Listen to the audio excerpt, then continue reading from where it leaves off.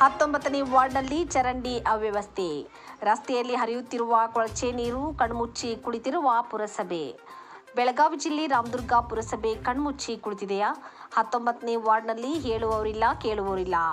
ನೋಡಿ ಚರಂಡಿಯ ಕೊಳಚೆ ನೀರು ರಸ್ತೆ ಮೇಲೆ ಹರಿಯುವುದನ್ನು. ಹೌದು ವೀಕ್ಷಕರೇ, ಇಲ್ಲಿನ ಚರಂಡಿಗಳು ಸಂಪೂರ್ಣವಾಗಿ ಹೂಳು ತುಂಬಿ ಮುಚ್ಚಿ ಹೋಗಿವೆ. ಇದರಿಂದಾಗಿ ಚರಂಡಿಯ ಕೊಳಚೆ ನೀರು ರಸ್ತೆಯ ಮೇಲೆ ಹರಿಯುತ್ತಿದ್ದು ಸಾರ್ವಜನಿಕರ ಸಂಚಾರಕ್ಕೆ ಬಹಳ ತೊಂದರೆಯಾಗುತ್ತಿದೆ. ದುರ್ನಾತದ ಜೊತೆಗೆ ಸೊಳ್ಳೆಗಳ ಕಾಟ ಹೆಚ್ಚಾಗಿದ್ದು ಸಾಂಕ್ರಾಮಿಕ ರೋಗಗಳು ಹರಡುವ ಭೀತಿ ಎದುರಾಗಿದೆ. ಈ ಬಗ್ಗೆ ಈ ಹಿಂದೆ ಮೌಖಿಕವಾಗಿ ತಿಳಿಸಿದರೂ ಯಾವುದೇ ಕ್ರಮ ಕೈಗೊಂಡಿಲ್ಲ.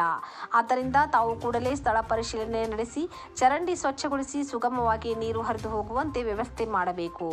ಇಲ್ಲಿ ನೋಡಿ, ಚರಂಡಿಗಳು ಸರಿಯಾಗಿಲ್ಲದೆ ಕೊಳಚೆ ನೀರೆಲ್ಲ ರಸ್ತೆಯ ಮೇಲೆ ಹರಿಯುತ್ತಿದೆ. ಜನರು ನಡೆದಾಡಲು ಸಾಧ್ಯವಾಗುತ್ತಿಲ್ಲ.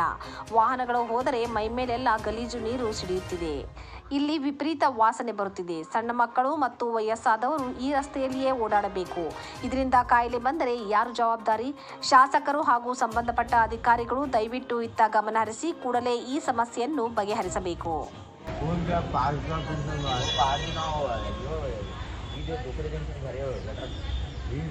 कौन आते रहे बा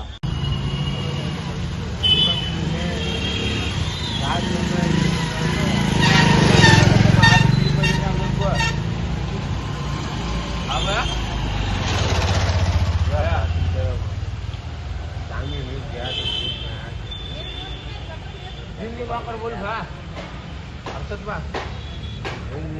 कौन का पार्क का पेंशन बा पार्क ना हो यो दूसरे दिन से भरे हो गटर कौन आते रहे बा